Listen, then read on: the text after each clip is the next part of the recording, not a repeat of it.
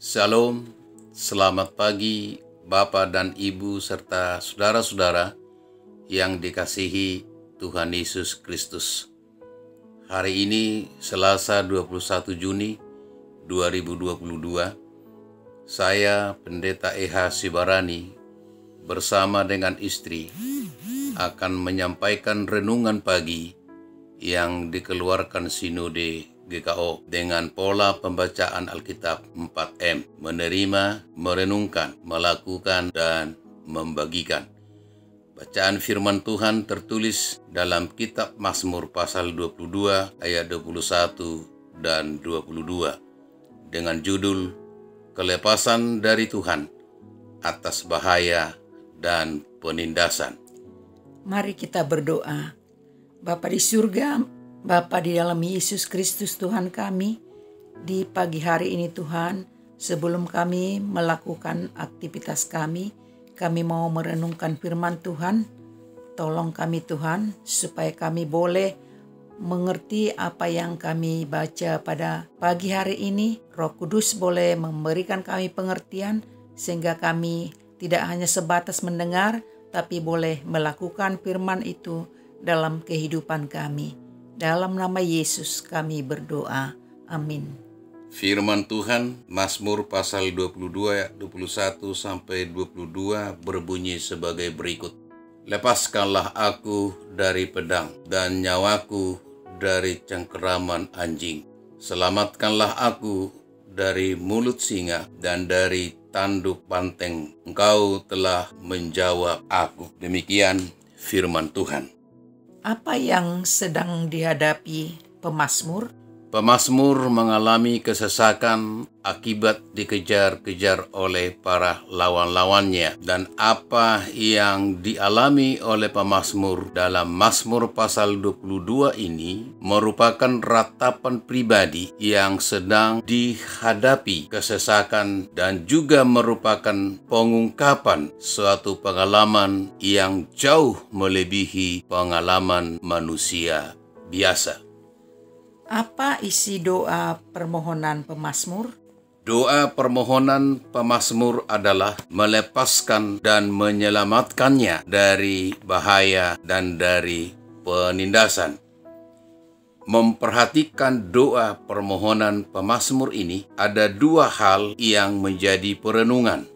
Pertama, pemazmur sangat menyadari bahwa dia sebagai manusia memiliki keterbatasan, memiliki ketidakmampuan, dan tidak memiliki kuasa untuk melepaskan dirinya dari bahaya dan kesesakan yang sedang dihadapi. Kedua, pemazmur sungguh sangat mengakui dan meyakini bahwa Allah yang ia sembah itu adalah Allah yang berkuasa dan sanggup untuk melepaskan dirinya dari bahaya dan kesesakannya. Hal itu dibuktikannya dengan menyampaikan doa permohonan kepada Allah. Lepaskanlah aku dari pedang, selamatkanlah aku dari mulut singa, dan dari tanduk benteng. Keyakinan pemazmur ini sungguh luar biasa bahwa Tuhanlah yang dapat sanggup dengan kasih setianya menolong, membebaskan, dan menyelamatkannya dari cengkeraman lawan-lawannya dan dari bahaya dan penindasan itu. Pergumulan hidup senantiasa terjadi dan dialami orang-orang percaya. Selama kaki kita menginjak bumi, perjalanan kekristenan kita tidak akan pernah luput dari pergumulan hidup dan masalah hidup. Firman Tuhan berbunyi, kemalangan orang benar banyak, tetapi Tuhan melepaskan dia dari semuanya itu. Mazmur 34 ayat yang ke-20. Tuhan berjanji bahwa di dalam Dia selalu ada pertolongan untuk menyelamatkan dan membebaskan melalui kuasa Roh Kudus-Nya. Tuhan akan menopang, menguatkan, dan menyertai kita. Pertanyaannya, bagaimana sikap hati dan hidup orang percaya menghadapi pergumulan hidup? Pertama, berjuanglah dengan iman dan doa. iman mengalahkan dunia. Firman Tuhan berkata dalam 1 Yohanes pasal 5 ayat 4. Dan inilah kemenangan yang mengalahkan dunia, iman kita.